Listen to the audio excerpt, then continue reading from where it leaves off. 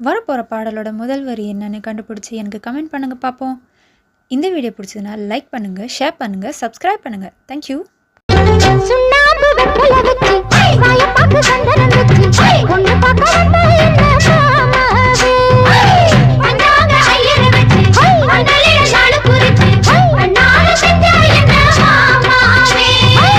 கண்ணாலம் கட்டு முன்னே கெட்டி மேடம் கொட்டு முன்னே கைவிரலும் பட்டா என்ன